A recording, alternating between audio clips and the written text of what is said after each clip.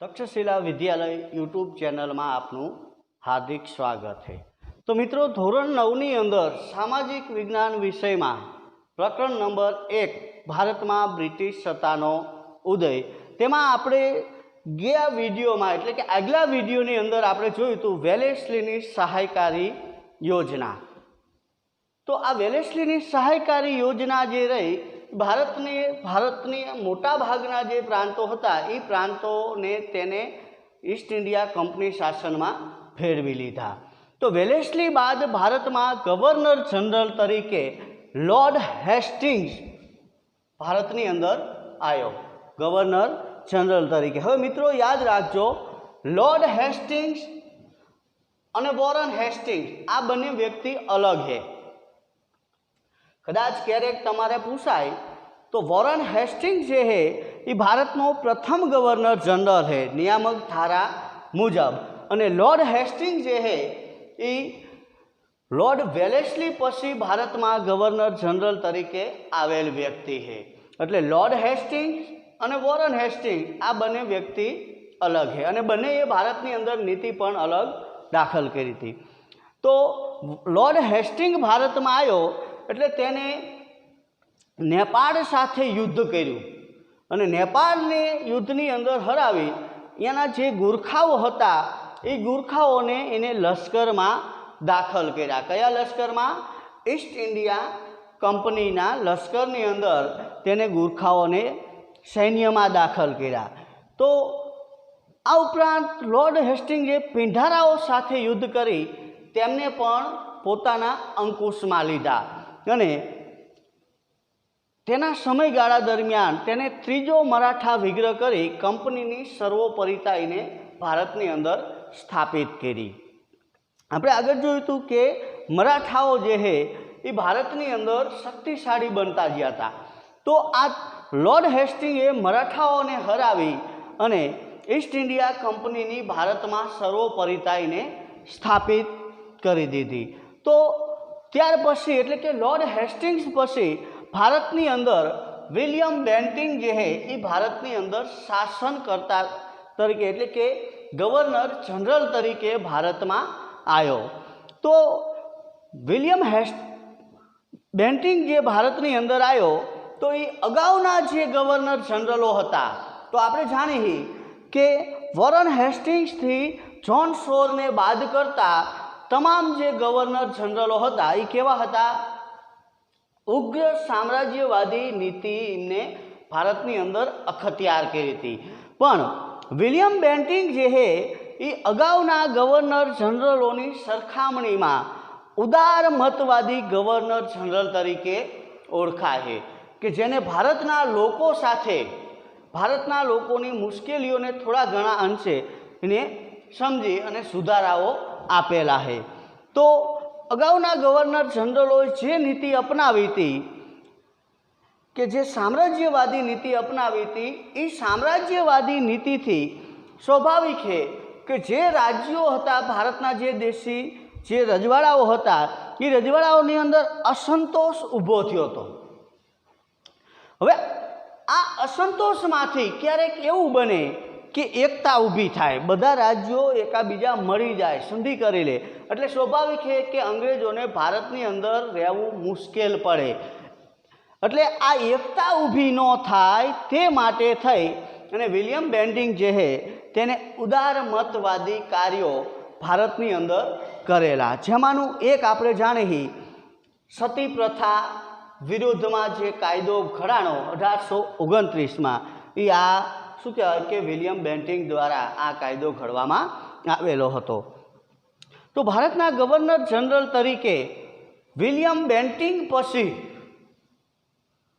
अन्य जे governor general तरीके एटले के लॉर्ड डेलहाउसीनी एंट्री भारत में थई ईस्वीसन 1848 में। हवे ज्यारे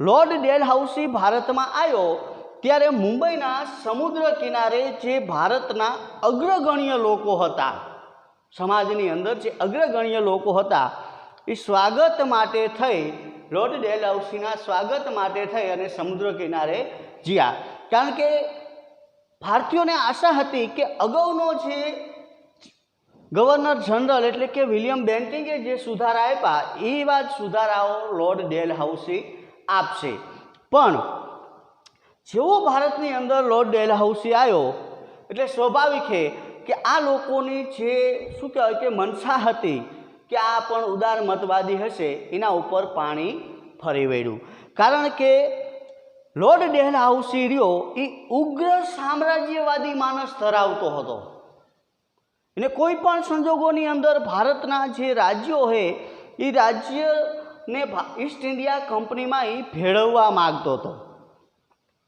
એટલે સ્વાભાવિક છે કે તેને સામ્રાજ્યવાદી નીતિને પોષવા અને કંપનીનો રાજ્ય વિસ્તાર વધારવા માટે થઈ અને લોર્ડ ડેલહાઉસીએ જીત, જપ્તી અને ખાલસા આ ત્રણ જે નીતિ હતી એ નીતિને અખત્યાર કરી। જીત એટલે કોઈ પ્રાંત ન માને તો એને યુદ્ધની અંદર હરાવ્યું, જપ્તી એટલે ઈસ્ટ ઇન્ડિયા કંપનીના દેણા નીચે જે પ્રાંત છે એ પ્રાંત ઈસ્ટ ઇન્ડિયા કંપનીમાં ફેરવી દેવું, અને કે આ અન્ય જે રાજ્યો હોય એને ખાલસા કરી પણ ઈસ્ટ ઇન્ડિયા કંપનીમાં ફેરવી દેવું। તો આ રીતે લોર્ડ ડેલહાઉસીએ ભારતની અંદર ખાલસા નીતિ અખત્યાર કરી। હવે મિત્રો આપણે જોઈ કે ખાલસા નીતિ દ્વારા તેને ભારતમાં કેવી રીતના ઈસ્ટ ઇન્ડિયા કંપનીનો રાજ્ય વિસ્તાર કર્યો। તો પહેલું તો આપણે જોઈએ તો યુદ્ધ દ્વારા ખાલસા કરેલા પ્રાંતો, ડેલહાઉસીએ યુદ્ધ દ્વારા ખાલસા કરેલા પ્રાંતોની અંદર આપણે જોઈ તો પંજાબ અને પેગુ, જે નીચલું જે બર્મા છે એ બર્માને પેગુ તરીકે ઓળખવામાં આવે છે। તો આ બંને પ્રાંતો જે છે એ તેને યુદ્ધ દ્વારા ખાલસા કરી અને ઈસ્ટ ઇન્ડિયા કંપનીમાં ફેરવી દીધા।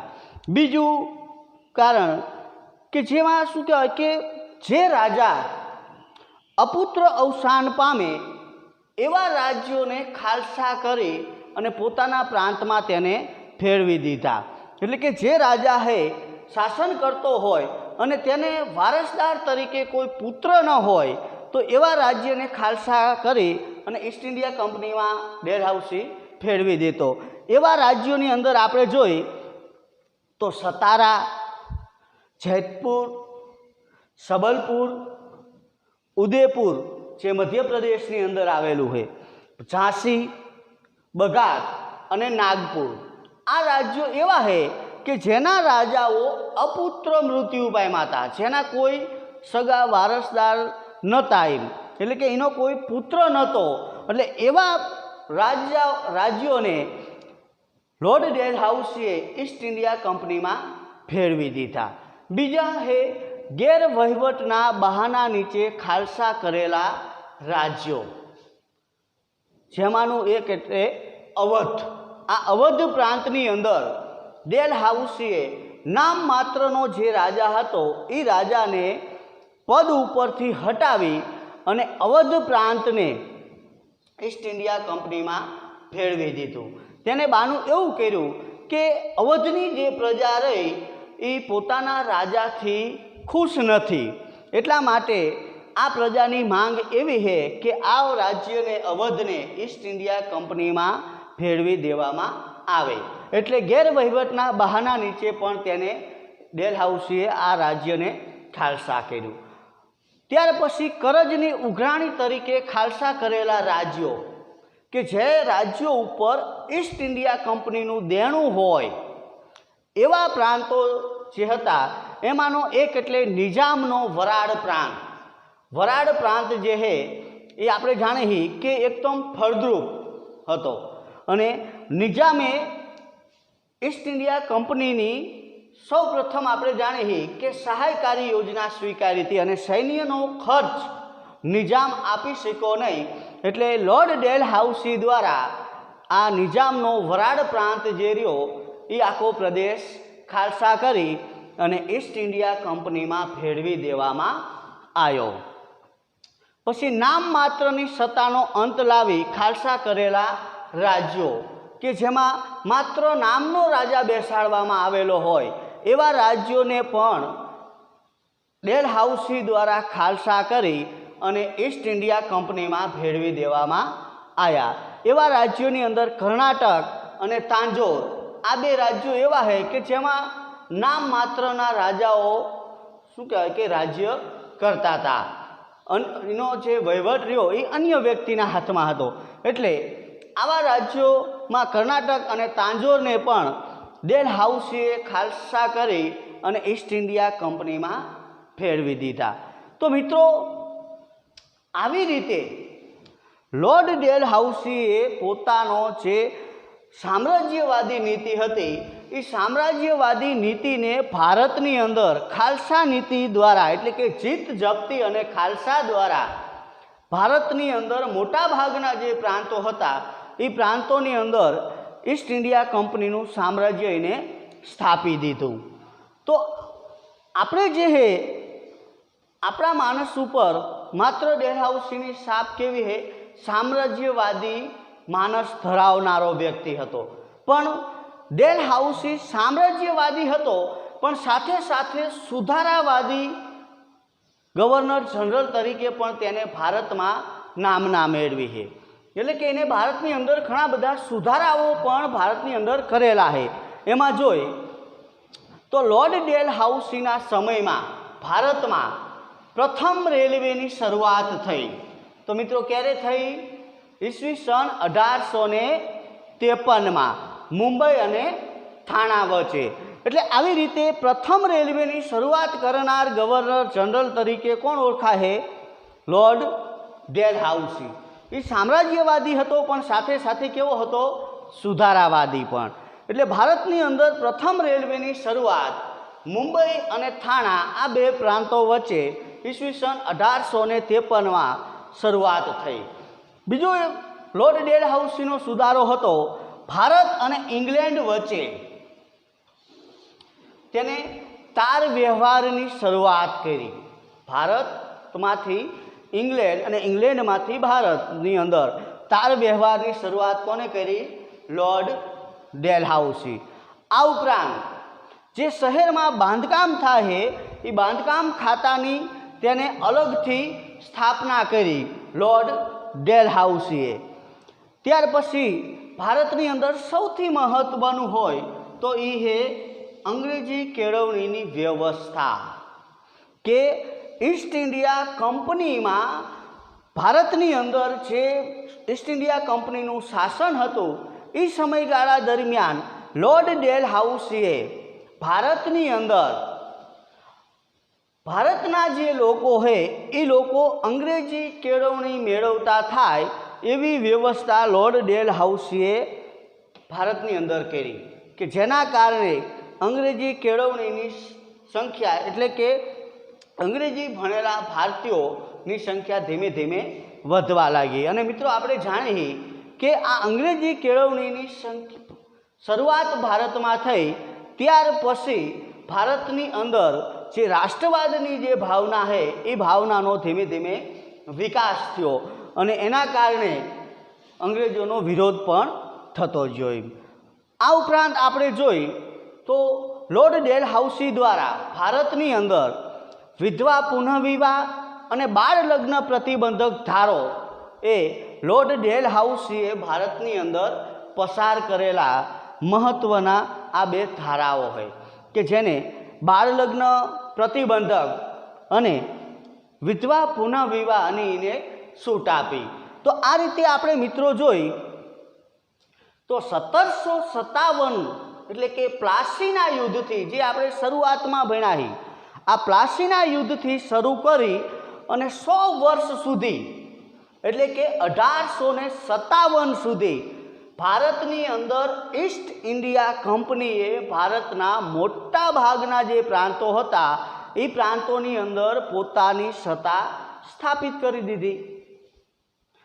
તો આ 100 વર્ષના સમયગાળા દરમિયાન મોટા ભાગના પ્રાંતો જે છે એ ઈસ્ટ ઇન્ડિયા કંપનીના નેજા હેઠળ આવી ગયા. જેમાં આપણે વોરન હેસ્ટિંગની નીતિ, લોર્ડ ડેલહાઉસીની નીતિ, લોર્ડ વેલેસ્લીની નીતિ કે પછી શું કહેવાય કે આ ઉપરાંત જે અન્ય જે ગવર્નરો હતા એ ગવર્નરો બધાની નીતિ આપણે જોઈ.